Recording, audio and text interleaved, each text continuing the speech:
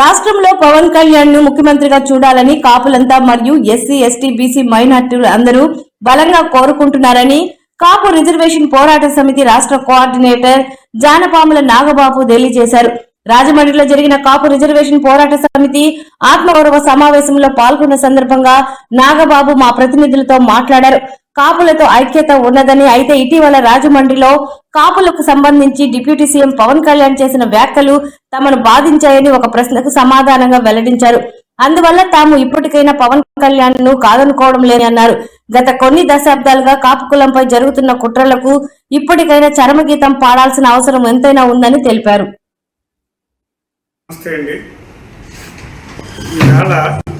ఈ మీటింగ్ పెట్టడానికి ప్రధాన కారణం ఏమిటంటే, మొన్న పవన్ కళ్యాణ్ గారు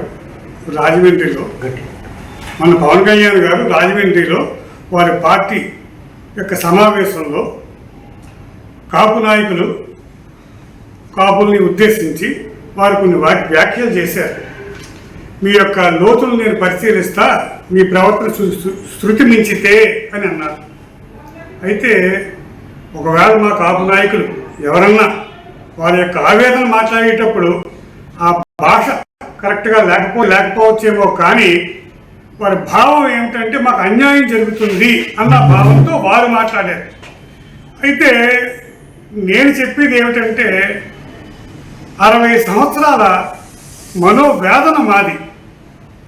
2 సంవత్సరాలు పవన్ కళ్యాణ్ గారు వచ్చి ఈవేళకి 2 సంవత్సరాలు పూర్తయింది. వారిని ఇబ్బంది పెట్టాలని కానీ, బీజేపీ వారిని ఇబ్బంది పెట్టాలని కానీ మా ఉద్దేశం కాదు. 40 సంవత్సరాల అనుభవం ఉన్న చంద్రబాబు నాయుడు గారికి మా యొక్క జాతి యొక్క ఈతి బాధలు పూర్తిగా తెలుసు. రాయలసీమ రెడ్లు మా యొక్క రిజర్వేషన్లు పీకేస్తే అదే అంశాన్ని వీరు ఫాలో అవుతున్నారన్న ఒక మనోవేదన మాలో ఉండిపోయింది.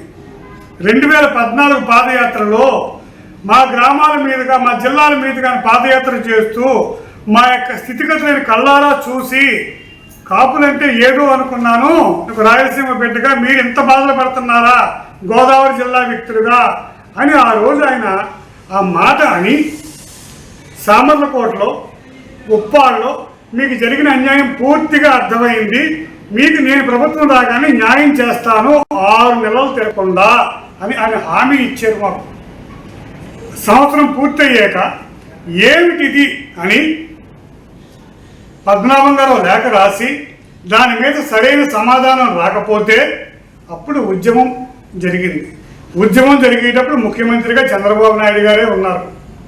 సరే, రైలు కాల్చి ఎవరు కాల్చారు, ఏమిటి కేసులు పెట్టారు, అందులో గోదావరి జిల్లాల యొక్క వ్యక్తులు వాళ్ళ మనోభావాలు ఇలాంటి దుశ్చర్యలు చేయరని చెప్పి చంద్రబాబు గారు కూడా ఆయన నోటితో ఆయనే చెప్పారు. ఇంత అనుభవం ఉండి, ఇంత అన్ని విధాలు తెలిసిన వ్యక్తి మమ్మల్ని ఎందుకు బాధ పెడుతున్నారు అని మా మనోవేదన మాకుంది.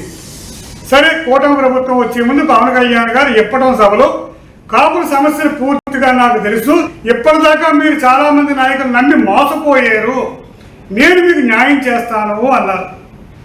2 సంవత్సరాల్లో ఏ రోజు ఏ కాపు కుల సంఘ నాయకుడు, ఏ కుల సంఘ వ్యక్తులు వారిని వెళ్ళి కలవలేదు, ఏమీ అడగలేదు. ఒకవేళ ఎవరన్నా తెలుగుదేశం పార్టీ అధ్యక్షుడు చంద్రబాబు నాయుడు గారి దగ్గరికి వెళ్ళి ఒక రిప్రజెంటేషన్ ఎవరో కాపులు వచ్చారు అంటే కాపు అన్న మాట రాగానే పవన్ కళ్యాణ్ గారు చూసుకుంటారు అని అక్కడ ఆఫీసులో ఆ యొక్క పిఏలు వాళ్ళ యొక్క సహచర గణం మాకు చెబుతుంటే, ఏమిటి దీని బాధతో మేము ఉన్నాం. ప్రభుత్వం వచ్చి 2 ఏళ్ళు అవుతుంది. గత 2014-19లో కాపు కార్పొరేషన్ ఆయన ఇస్తున్న హామీ ఫుల్ఫిల్ కాలేదు. ఇప్పుడు 2 ఏళ్ళు అయినా రూపాయి ఇవ్వలేదు. మా వేదన ఏమిటంటే, సమాజంలో మేము కూడా ఓటర్లమే కదా, అన్ని సామాజిక వర్గాలకి మీరు న్యాయం చేస్తున్నారు కదా, పాస్టర్లకు ఇస్తున్నారు, ఇమాములకు ఇస్తున్నారు, బీసీలకు ఇస్తున్నారు, అని దళితులకు ఇస్తున్నారు, మేమే అన్యాయం చేసేమండి అయ్యా చంద్రబాబు నాయుడు గారు, మేము కూడా మీకు ఓటేసాం కదా అన్న వేదంలోంచి పుట్టింది. ఆ వేదంతో ఉన్నప్పుడు పవన్ కళ్యాణ్ గారి మాటలు ఈ వేదనకి పెట్రోల్ పోసినట్టుగా అనిపించింది.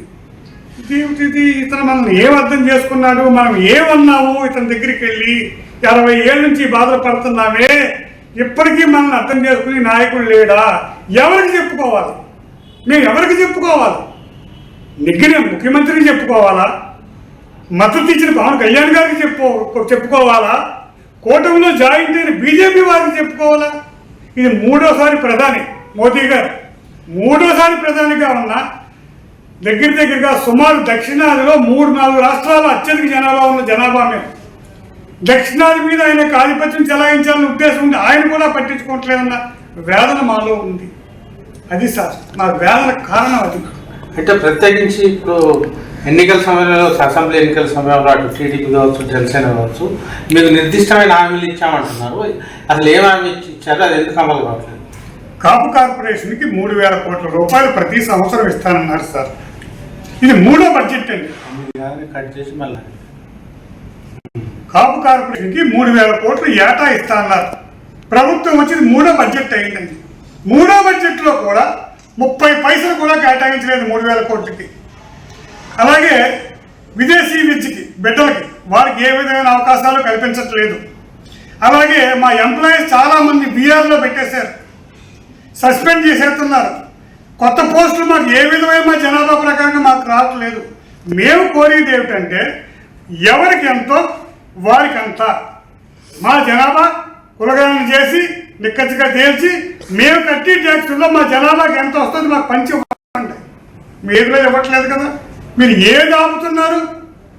క్రిస్టియన్ పాస్టర్లు కాపుతున్నారా, ఇమాములు కాపుతున్నారా, ఎస్సీ కార్పొరేషన్ కాపుతున్నారా, బీసీ కార్పొరేషన్ కాపుతున్నారా? వారు మాతో పాటు మీకు ఓట్లు వేశారు కాబట్టి వాళ్ళకి చేస్తున్నారు. మరి మాకెందుకు చేయరు? మేము మీకు ఏం ద్రోహం చేశాం? ప్రతి చోట కూడా మాకు తీరని మనోవేదనే ఏర్పడుతుంది. మేమంటే ఏదో మీకు వ్యతిరేక శక్తులుగా మీకు కనపడుతున్నాం. మీరు మాకు ఆత్మీయులుగా ఉండాలి. మేము పవన్ కళ్యాణ్ గారి మాట విని మీకు సంపూర్ణ మద్దతుగా ఇచ్చాం. అలాగే గత ప్రభుత్వంలో ఈడబ్ల్యూఎస్ విషయంలో జగన్మోహన్ రెడ్డి ఏం చేశాడో అదే మీరు ఫాలో అవుతున్న వేదన కూడా జగన్మోహన్ రెడ్డి ఏం చేశాడు, కూటమి ప్రభుత్వం ఏం చేయాలి? సెంట్రల్ గవర్నమెంట్ ఏ నామ్స్ అయితే మోదీ గారు, అమిత్ షా గారు ఇచ్చారో ఆ నామ్స్ కొన్ని జగన్మోహన్ రెడ్డి గారు మార్చారు. అంటే ఈ 10% ఓకే కదా. 10%లో దీన్ని 5% అది మార్చకూడదు సార్. యాజ్కి 10% ఉంచేయాలి, అది మార్చకూడదు. కానీ కొన్ని నామ్స్ ఈయన జీవో పెద్ద ప్రస్తావన లేకుండా ఈడబ్ల్యూఎస్ మీద కాన్సన్ట్రేట్ చేశారు. వదిలేదు ఈడబ్ల్యూఎస్ 30 జీవో తొక్కు పడేస్తే ఈడబ్ల్యూ సెంట్రల్ గవర్నమెంట్ ఇచ్చింది. దాన్ని ఫుల్గా అలా వదిలేస్తే పోయే కదా. మాలో వేకర్ సెక్షన్ కొంతమంది బాగుపడతారు కదా. అది వేరు సార్. మాకు స్పెషల్ రిజర్వేషన్ ఇవ్వండి. ఈడబ్ల్యూఎస్కి మాకు అవకాశం వచ్చే అవసరం లేదు. నా జాతి బలిజ తెలగ ఒంటరి కాపు సోదరులారా, మనకి హామీ ఇచ్చిన మట్టుకు మనం అడుగుతున్నాం తప్ప అత్యాశగా ఏ విధమైనది అడుగుతులేదు. మనం ఏ విధమైన డిమాండ్స్ మనం చేయట్లేదు. ఏ హామీ చంద్రబాబు నాయుడు గారు ఇచ్చారో ఒక్క చంద్రబాబు నాయుడు గారే కూటమిలో హామీ ఇచ్చారు సార్. బీజేపీ వారు కానీ జనసేన వారు కానీ ఏ విధమైన సంబంధం ఇందులో లేదు. వారు చేస్తారని ఆశిస్తున్నాం. వారు చేయకపోతే నా యావత్ జాతి టీఆర్పీఎస్కి మద్దతు ఇవ్వాలని, మనకు మందకృష్ణ మాదిక్ గారు తెలంగాణలో ఏ విధంగా చేశారో వారే మేము ఆదర్శంగా తీసుకుని వారి ప్రయాణంతో మేము కూడా ప్రయాణం చేయాలని మనస్ఫూర్తి కోరుకుంటున్నాం సార్. ధన్యవాదాలు జనపాల నాగబాబు గారు. Thank you sir. నమస్తే. కెమెరామ్యాన్ బిఎల్తో ఉప్పు వీరాంజనేయులు, రాజమండ్రి.